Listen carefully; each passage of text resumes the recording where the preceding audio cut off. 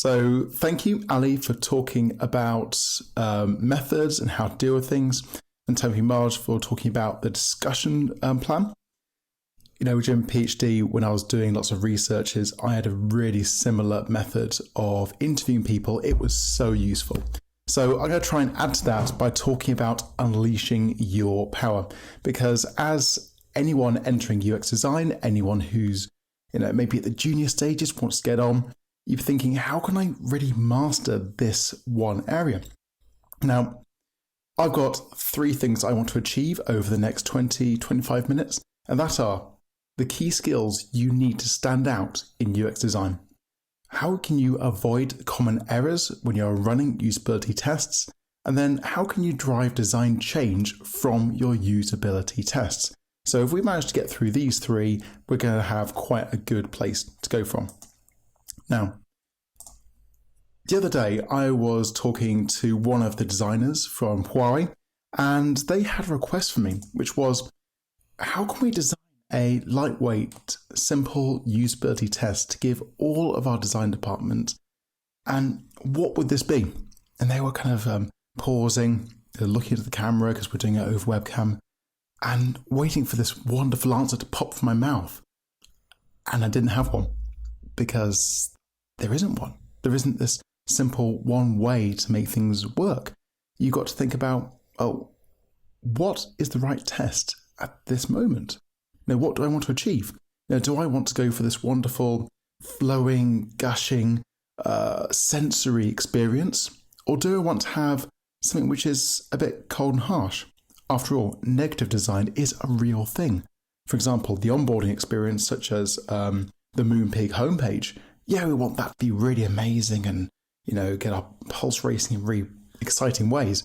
But the part where you delete your account, if you give the same experiences there and have all the same level of great usability, that really isn't a good thing because people will leave. So there's a lot of these nuances you've got to think about. So let's dive into some of those nuances and how can we start to shape our world as UX designers, as usability people. How can we define usability? And then think about what are we missing in our toolkit to bring out at the right moment to get these things going. Now, firstly, what do UX designers care about? Now, all of us, we could put a poll up in here and we could sort of say, well, this is what I care about. We could do a bit of comparisons, but we probably don't have time to look into it in great detail. So I've done that for you. A few of you might have been looking over LinkedIn or maybe Twitter over the last few weeks might have seen this survey come up, which is asking a very simple question. It's saying, choose up to 5 tasks or descriptions from this below that are the most important to you when running your usability tests. Now there's about 35-ish items on there. And the response was pretty good. I got about 45 UX designers from all over the world, from North America, from India, from Brazil, from China. This is quite a good representative sample. Now, is it going to pass scientific paper? No, but it'll get us a good grasp of what's happening. And just before you ask, I did filter everything in there for our UX designer. And this is what came out. 1/3 of everything everyone cares about as a UX designer is made out of think aloud, interviews, and task success. Now, if you studied usability before, you'll know that there's a whole range of skills that we all are going into, but 1/3 of everything that everyone cares about is just 3 skills. Then we go out yet. Okay, well, what about the other part? 51%, the other 20% is observation, A/B testing, and task time. Now, what does that mean to us as UX designers? Well, you know that the essential skills, the skills that if you are not excellent at, then you can't be great at your job. And that is think aloud, it is interview, and it is judging success. These are we talked about earlier about sharpening your knives. These are the knives that you must sharpen. And if you think you're excellent at it, that's wonderful. There's always something else you can learn. There's always more books you can read. You can always go out there. The other 20%, the observation, the A/B testing, the task time, if you're not able to grab this area, then you can't have competence. So it's only 6 things you need to focus on to be a really well-rounded UX designer. And if you think about the talks we've had earlier today, we've been talking about observing people, talking about interviewing people, talking about remote areas, and just skills of writing down only a few notes in an interview and just listening a lot more. That all comes into this really great area at the front. So I really second everything we've had so far. But then we have this other area, this last 49%. Now, that last 49% is where the power lies. We'll come back on in a second, but one of the questions we had earlier was, how does the UX field define good usability? So that was one of the questions we threw out, and it was even, what do you define as usability testing? So based on what people are saying in the field, what they value, it is, if customers say that our design is good, if our design helps to achieve the task better than the previous design or competitor's design, and if our users act in a really clear way, and we can see it, and of course if they can complete the task fast, then that is really good usability. So that is, what the main tests focus on. And there's things there, there's things we're missing. And what is that thing that we are generally missing in our focus? It is that last third, that last superpower. Now, the top area about think aloud and interviews and task success, A/B testing, that's really focusing on getting the big picture.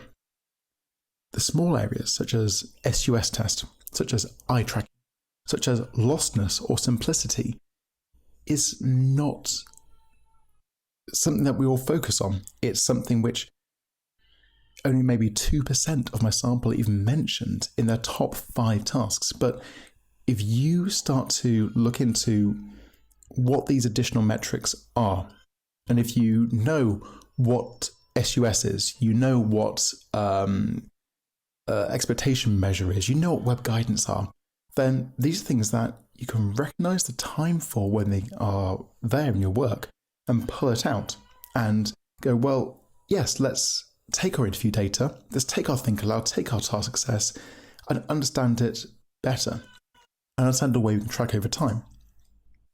Now, one example of this is accessibility. This absolutely stunned me. Now, accessibility is all about how people with a form of disability can view your product. Now, that product's probably a web page or an app. And remember that not all disabilities are visible. We have, obviously blindness, one we think about, deafness, one we think about. But Ali and myself are both dyslexic. Our brains work slightly different ways. There are other learning disabilities that will affect your ability to retain information, to process it, maybe recognize differences. So accessibility does go a long way, but staying on the visual side, most websites have some severe issues. You just need to drop your website URL into this website here, which is Wave, and it will tell you what's wrong about the contrast. Now, this website I put up as an example is to help people who are in lockdown with coronavirus connect to people in the local community, and there are serious errors. Now, who are the users that are going to have the biggest problem in lockdown? It's going to be elderly people. Elderly people are more likely to have eyesight issues. So the poor accessibility of this page is making it unusable for people in the wider population, your users. 1% of people said this was important to them. Now, WCAG 2.1 is such a pivotal guide of make sure you do these things. It's pretty easy to follow, majority of it, and that should be a key part of the design areas. Now, general tests describe general usability. You need specific tests to describe specific problems. SUS is a great one of them. I'm not going to go into each one of these individual tests. I've put my links in my LinkedIn profile in LinkedIn. So if you want to talk to me on LinkedIn and discuss further, I'm more than happy, but I've only got 25 minutes, so I'll skip over the details on that. But I really urge you to read widely, read far, look up lists of usability tests and understand what they are, what their specialty is, become accustomed with it, and then when you need to, you can pull it out. So when you're planning your usability test, you need to ask yourself, what is my product's target audience, or who is my product's target audience? What is that experience really made of? And then what test is the right one to explore that experience? Now, for the onboarding experience of Moonpig's website, that's going to be, I'm going to guess, a joyous, positive, happy, reminding you of all the good things and how all these wonderful services can make you share a great experience with your loved ones closer. The website account deletion is going to be a cold, stark, harsh one where you actually don't want good usability. So which test would you use to explore each one? The more you know about the test, the more you can delve into it, the more you can pull from that sort of last third of what everyone cares about, the better you'll be at describing that. But more importantly, the better you are as a UX designer. When you go into a job interview, when you go into a consultancy meeting, having these powers will mean that you can pull them out and really shine to everyone. So really, this is the area. You've got heuristics, you've got your eye tracking, you've got your SUS, understanding what simplicity is, understanding what expectation measure is, or lostness. Lostness is something I do all the time. Knowing why that's good will make you a superhero. So that is a really quick introduction about what's going to be pushing you well, but how can you avoid some of those errors in qualitative and quantitative research that we all fall into? Now, choosing qualitative, quantitative, that is a wonderful conversation that you can have many discussions over a glass of wine, but generally is your focus ease of use? Yes, okay, go qualitative. If it's more about performance, then go quantitative. That's not always true, but we'll live with that for a general rule of thumb. Let's start with qualitative, which is something I really love, and in my research and work, I really strive, and I'm sure you do too. Mentioned earlier, I think Ali said that there's the 5 users plus or minus ish. That came from Nielsen. I believe that was the year 2000. I disagree with that. I think 5 users is a good start, but if you think about how software has really evolved, we didn't have these weird bits of Black Mirror in our pockets in 2000. We didn't have the power of laptops and connected services. Twitter wasn't there, I don't think. So the complexity has grown, so the number of users needed has grown. I would say more like 7 or 8. But generally, that's something you should be thinking about. The curve is still good. But there's something a bit deeper, which is cultural context. I recently did some research and wrote quite a good paper on this about how people feel about shopping, online shopping in China, and what their motivations and why they do it. It turns out that the motivations of people in China for shopping online are vastly different, or significantly different, to those in the West. Now, why is this a problem? Hit companies who have got a really big market base in Western countries thinking, okay, we can expand into China. And we know design, we know things well, let's just do it. And you've got people in China going, okay, great, we've got a good website over there in America, we'll just copy them. Now, straight away, you're copying the wrong things. Websites designed for one group of people are not going to translate directly to the minds of how the other people work. So you've got to do user testing for the groups of people who will be using it. And those groups aren't going to be just age or just gender. The nationality can play a vast difference. I know we've got a participant here from France. I would guess that if you're shopping for wine in France, you can have a different attitude than if you're shopping for wine in the UK. So you must investigate each user group to find unique problems. That's really important to understand. Let's talk about quantitative. Now, quantitative, some of you might think numbers and run away. I'm one of those people. I ran out of A-level maths and didn't take it. Then I teach myself stats again at PhD. 51% of the tests that people care about involve statistics in some way. So having a numerical fluency, having statistics is so important just to understand and really round this stuff out. Now, it's about people getting run away from stats and not enjoying it. This is the thing I see all the time.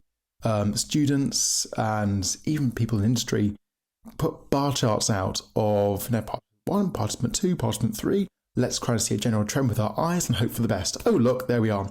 Or they'll do some tests like an SUS test for group users for one design. Then for number 2, for A/B testing, they'll get a different group of users and look at the medium scores and go, okay, there we are. The average score for design 2 was higher. Therefore, design 2 is fundamentally better. We're doing design 2. And that is a ridiculous way of doing stats. Why is that? Because the way that you should do stats is a lot more nuanced. Here is some example I've given for class. You need to write it up properly. Give the stats so that when someone knows about stats, they actually can recognize it. But the bar chart on the right, which is the box plot, is so useful. I don't know how anyone lives without it, because you can have a higher mean, a higher average, but then your spread of results is quite narrow. And then that can actually sit within the box of the other one. This example is different. You see 2 distinct boxes, but if the boxes are like this and overlapping, then you might be believing something which is not true.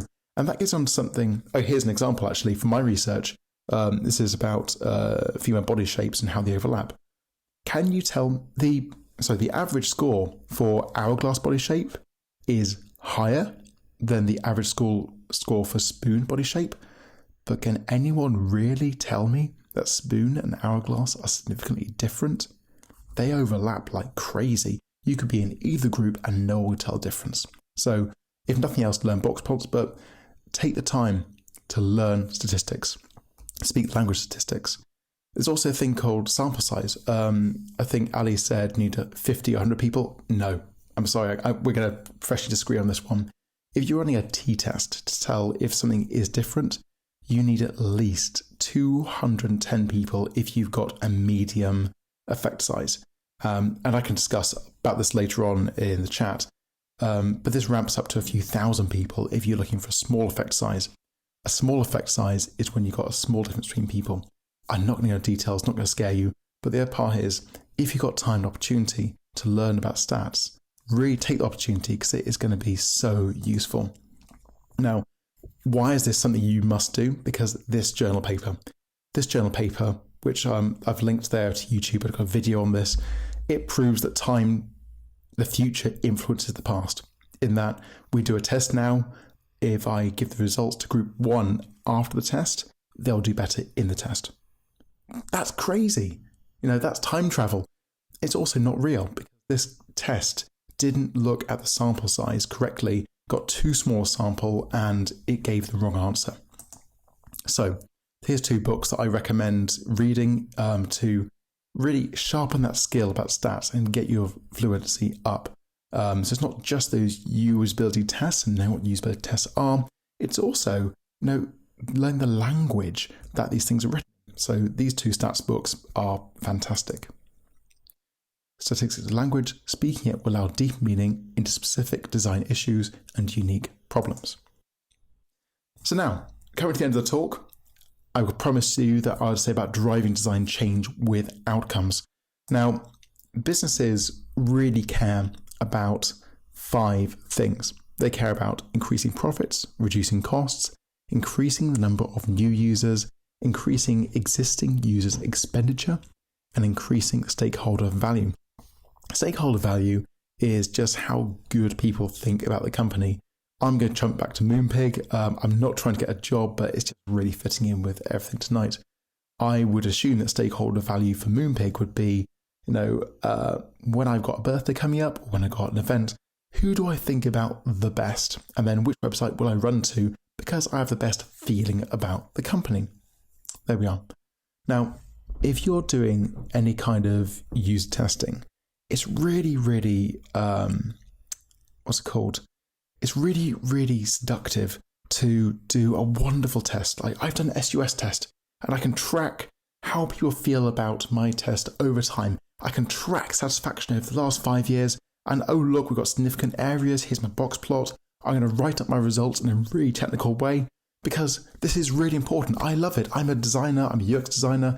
I specialize in usability maybe. And you run to your boss with this report. They don't care. They care about these things. So the important thing is that you need to translate your work into these 5 points. So, for example, if we proved that the Moonpig homepage didn't give the warm, fluffy feelings that we really wanted to, then it's going, well, we need to redesign this because we are losing profit. People are leaving website because they're not getting what they expected. So we must give it to them to hold on to them and get that. The reason why the add-on extras part of maybe there's a multi-buying thing about shipping cards together that would save on postage. The reason why we must redesign this option in checkout is because people are missing it, and therefore we are paying more for postage. So we must do that. I can go on. So, people are missing these add-on extras. So we are missing the chance to get people to spend more money per transaction. Now we're talking the language of people in the discussion board. Now we're talking the language that people really care about. If you've got a project, you realize there's a problem with the website, coming across, framing your work at the very top, the first sentence, framing it in these 5 areas will get management to look at your work and go, okay, this is something we need to read about. I will now invest time thinking about this. I will maybe invest resources going into this. If you leave it at just there's a usability problem and there's a problem with people using our product, there's nowhere to go from that. It doesn't necessarily help the company achieve where it's going. This is only going to become more important because in the coronavirus situation, we are looking at maybe like a 35% drop in the economy. I believe recession is counted as a 3% drop in the economy, in growth. So companies are going to have to get very astute on what they do, where they are, and where they put their money. If you want to win your arguments, you've got to do great user testing. That chart put at the very start, you've got to have that. But you've also got to have everything else. So, business don't care about your report. They care about the 5 business objectives. You've got to interpret your results into business objectives to drive design change. So, key points to finish off. What do I want you to remember and burn into your mind as you leave and we go into the Q&A? You must be competent at just 6 skills. And that's something that you can definitely do and have great achievement in. But general tests describe general usability. You need specific tests to describe specific problems. You must investigate each user group to find unique problems and help capitalize on the people that you are trying to work with. As it's at the end, businesses don't care about your report, they care about the business objectives, so you must translate your work into that language in order to be part of driving that change.